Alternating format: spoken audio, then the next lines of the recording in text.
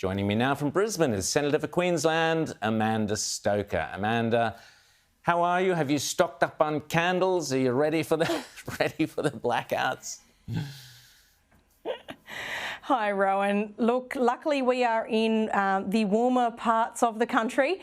You wouldn't want to be one of the lower income people living in a place like Stanthorpe or Applethorpe where the temperature can really drop under a polity that has been so skewed by extreme climate ideology that people aren't prepared to accept the simple reality that baseload energy and a diversity of sources for baseload energy is vital to making sure all these renewables in the system work.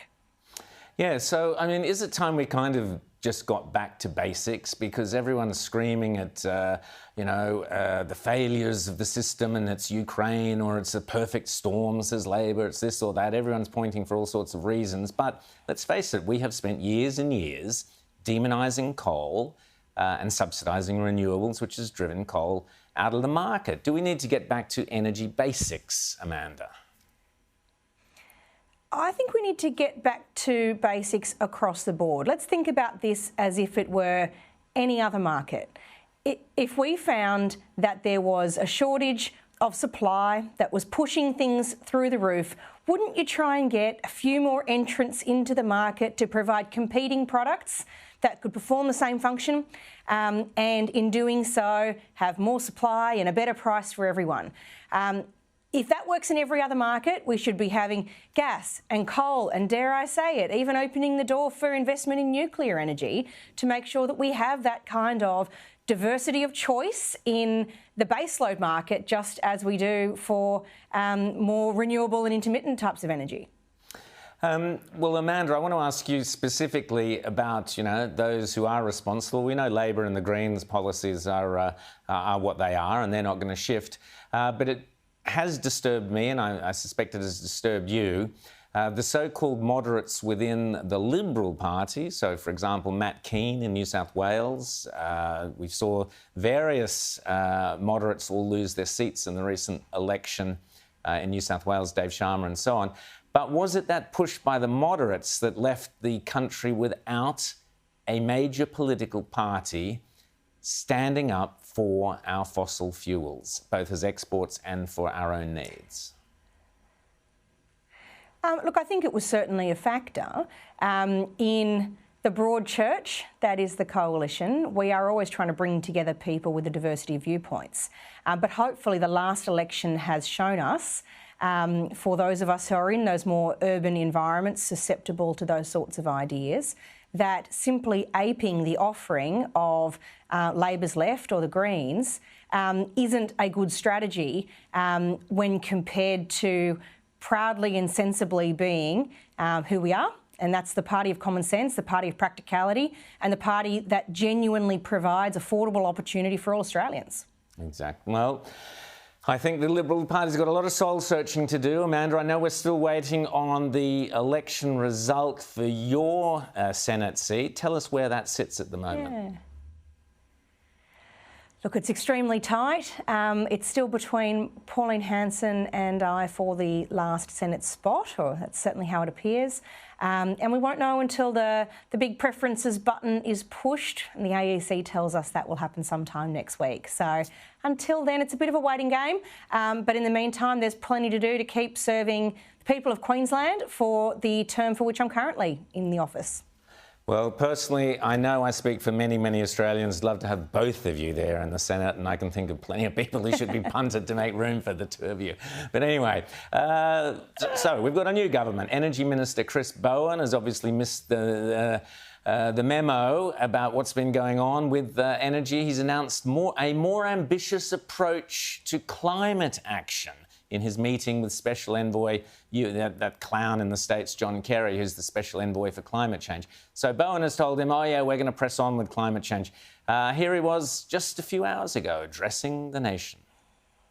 But there is enough supply in the system to avoid load shedding, asking the big industrial users to reduce their energy use, or indeed, as I've seen some public speculation, blackouts. There is enough supply in the system to avoid those, for the foreseeable future, subject, of course, as I said, to any unexpected further outages.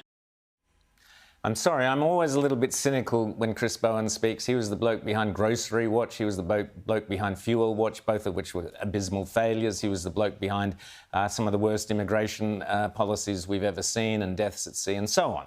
So forgive me if I'm a little cynical, Amanda. We've got forced blackouts, which Australians may be facing. It's not really the time for more solar panels, is it? Do you think the Australian people can have faith in Chris Bowen? Look, what I can tell you is that this is what many Australians voted for. And we may find in the time ahead there is some very uncomfortable, soul-searching moments for Australians who very stridently demanded action on climate change now, when what they were really doing was putting in place a chain of events that means higher energy prices for those in our community who can least afford it. It will mean the denial of energy supply to those industrial and commercial users that are vital for our country's prosperity. And it will mean prohibitive prices, particularly for small business, with real consequences for the job prospects of Australians of all walks of life. That is the real consequence of policies that push to the extremes on this, particularly in circumstances where we face quite a lot of challenges in supply. I hope Australians don't have to face those hard soul-searching moments, but I do believe they are ahead. Well, another thing that seems to be lying ahead is a return to asylum seekers pouring in. They must see Chris Bowen up there on the news and laugh themselves silly, thinking the good old days are back. The new Labor government is already scrambling as a third asylum seeker boat has arrived, the third since the election day. The Albanese government has confirmed their commitment to Operation Sovereign Borders in principle, but they leave some of the bits out. Are we back for more, asylum seekers, deaths at seas, all that horror that we saw back in the Gillard and Bowen years? It's a real risk, and the idea that Labor can say they are committed to Operation Sovereign Borders while conveniently dropping out those bits that they don't like is doublespeak at its best. You're not committed to Operation Sovereign Borders if you're not prepared to do all of the 3 steps necessary to make it work.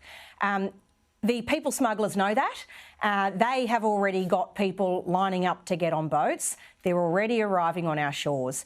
But Australians with big hearts who get tempted by the emotional rhetoric that is often used by activists on this issue need to keep in mind there is nothing big-hearted about allowing people with deep pockets to use the services of people smugglers to illegally get to Australia.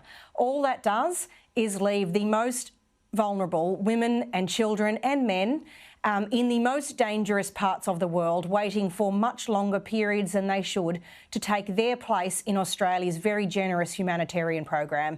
In the meantime, those who do take the risk die at sea. This is not a compassionate strategy, and anyone who cares about fairness for people in some of the most dangerous parts of the world cannot support policies like this.